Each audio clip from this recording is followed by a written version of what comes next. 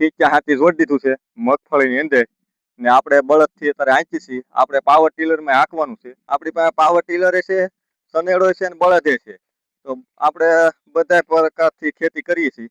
એનો વિડીયો હે ને આપણે પાળા બાંધવાના, પાળા કેવી રીતે બાંધવા, પાળાના ફાયદા શું છે આપણે જે ઓલા જય મેરડીમાં મિત્રો, જય માતાજી. આજના તમારે ટાઇટલ જોતા ખેડૂત ભાઈઓ તમને ખ્યાલ જ આવી ગયો છે કે આપણે શું કામ કરવાનું છે.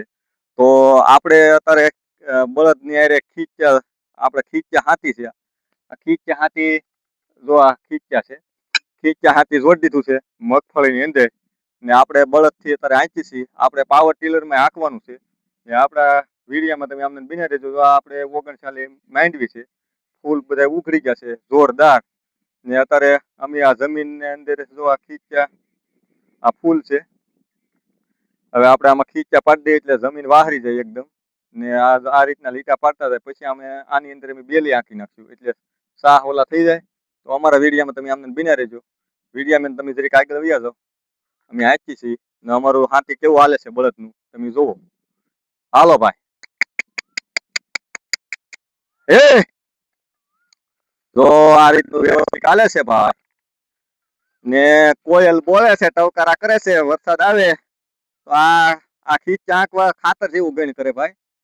એટલે જો આમ આ રીતના ખીચ્યા હાલતા જાય આખા ઓલામાં દાવડામાં આખું બધું જમીનને ઉખેડી નાખે. ને આપણા બળદ છે, આપણી પાસે પાવર ટીલર છે, સનેડો છે ને બળદે છે. તો આપણે બધા પ્રકારથી ખેતી કરીએ છીએ. તો અમે આ થોડુંક ઓલું હતું એટલે બળદ જોડી દીધા ને બાકી જો તમે અમારા ખીચ્યા હાલે છે, એમાં કઈ ઘટે નહીં. વરસાદ આપણે બધું વવાઈ ગયું છે ને આપણે જરીક કેમેરામેન આ જરીક ખીચ્યા બતાવો કેમ હાલે છે આપણે. હાલો ભાઈ, હાલો. જો એકદમ બધું આપણે જે બિયારો હોય એ બધો સળવાતો જાય એકદમ વ્યવસ્થિત. એટલે આ વ્યવસ્થિત દાવડામાં જો આમ ઝીણું ઝીણું ઝીણું ઝીણું ઓલું કરતું જાય. આગળ વ્યા તો ભાઈ અવાજ નહીં આવે. એટલે આ રીતનું હાલે છે. આની અંદર કમસે કમ 10 થી 15 કિલોનું એક આ ખીચ્યું થાય છે. તો જો આપણે હેઠે પોગી ગયા છીએ ને હવે આપણે બળદને વાળી વાળ ભાઈ વાળ. હા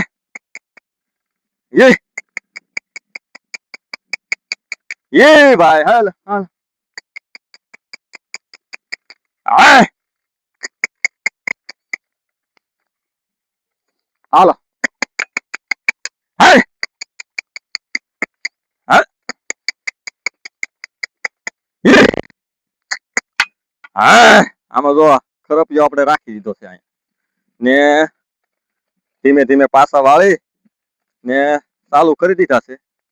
ને આજનો માહોલ તમે જુઓ. આપણી મગફળીમાં હવે કાંઈ ઘટે, આમાં કાંઈ ઘટે નહીં. હવે હાથી ફેરવી નાખીએ એટલે એને થોડીક હવા મળતી થઈ જાય. નકર અમારે જો આમ ટાઢો ટાઢો પવન આવે છે ને મધરા મધરા અમારા બળદ હાલે છે ભાઈ. ને બાકા ચીકી બોલાવાની છે. વાવણી કરી એટલે બળજા થોડાક થાકી ગયા છે એટલે આપણે આમ ધીમે ધીમે હાંકીએ છીએ. એમાં શું છે, ઢાંઢાના પગ છે ને ભાઈ તળવાઈ જાય ઓલામાં હાલી હાલી. આની જે ખરી પડે છે ને, ખરી જે દેખાડો તો ભાઈ. આ ગમે છોડ ઉપર ખરી પડે ને ભાઈ તો એ ભગવાનનું ઓલું કહેવાય. એટલે એની ખરીમાં એટલી બધી ભગવાનની તાકાત છે. તો આ જો આ જે ખરી પડે એનો આખો ટોર બધો ઉપાડતું જાય ને આ ગમે છોડવાની ઉપર ખરી પડી હોય ને તો છોડવો ઊભો થઈ જાય. એટલે બળદનું તો એવું છે બધું. અત્યારે આપણે શું કહેવાય, ટેકનોલોજીને લીધે આપણે થોડીક આ બધું ઓલું કરવું પડે. નકર તો આપણે આમાં બધે પોગી ન રહી એટલે આપણે બળદે રાખીએ છીએ ને સનેડા ટ્રેક્ટર ને પાવર ટીલર ને એવું બધું આપણી પાસે હાથી લકડા છે. હવે આપણે બહુ પોગી ન રહે, બળદ થાકી જાય ત્યાં પાવર ટીલર થી ધબધબાટી બોલાવી દઈએ. ને બાકી તો અત્યારે અમારે ધીમી ધારે ચાલુ છે. અત્યારે આ અમારે આખતર માંડવી વાવેલી હતી. અત્યારે વાવણીની તો અમારે 3-4 દી થશે. વાવણી પૂરી થઈ ગઈ. તો આમાં ઝીણો ઝીણો આમ શું કહેવાય, માંડવી ઉગ્યા પેલા તો બિયારો ઉગી જાય ખડ.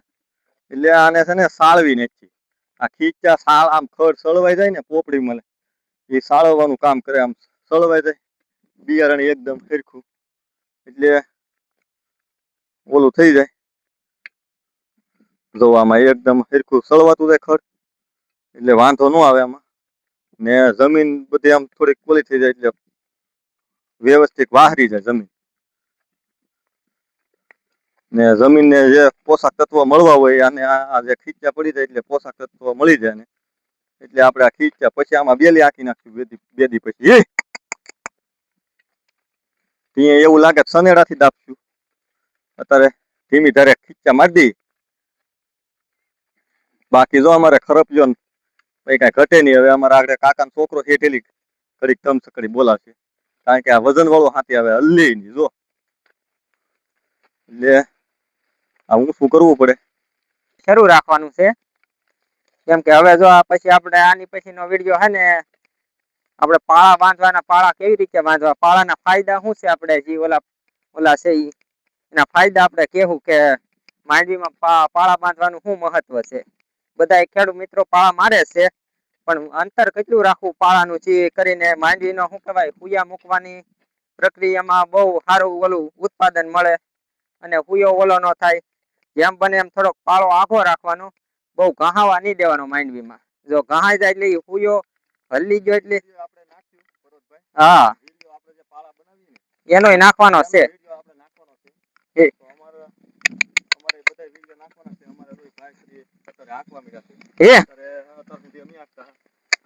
વારાફરતી આપણે બે ભાઈ આંકી તો થાકી નહીં ને પોરોય મળતો રહે ને બધું થતું રહે ને મજા આવે આપણને.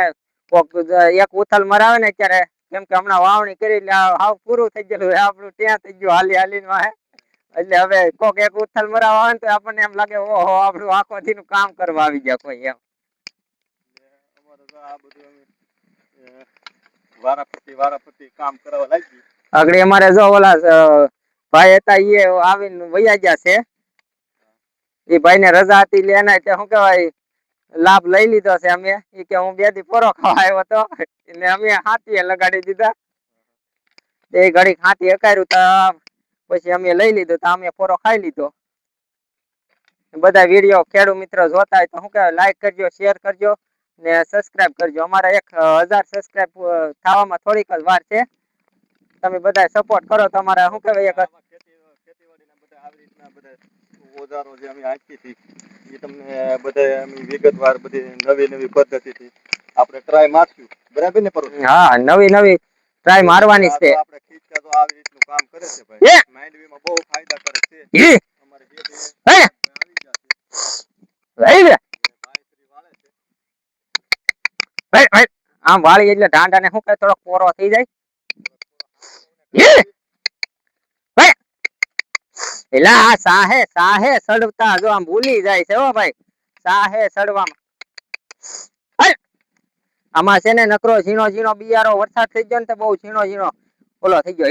આપણે બેલી મારવાનું હતું પણ બેલી નું કામ એવું એટલું બધું ખાસ આપવાનું નતું ત્યારે.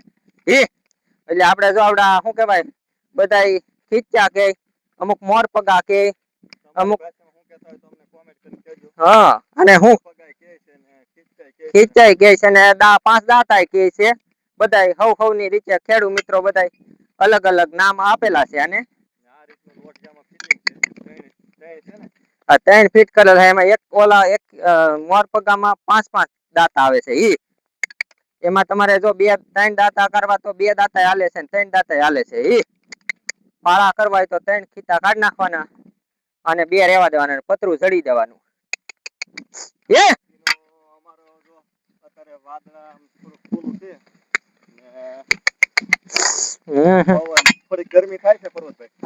ગરમી તો થાય ને હાથી એકાડી એટલે ઉપાડી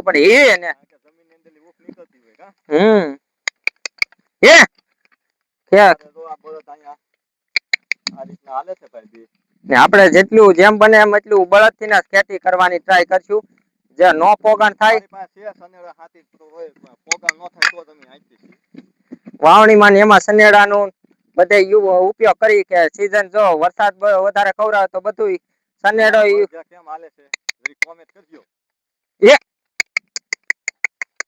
ને જો આવા છોડવા જવાની પ્રક્રિયા શરૂ થઈ ગયેલી છે. આમાં ફૂગ આવવાની હવે શરૂઆત થઈ ગઈ છે.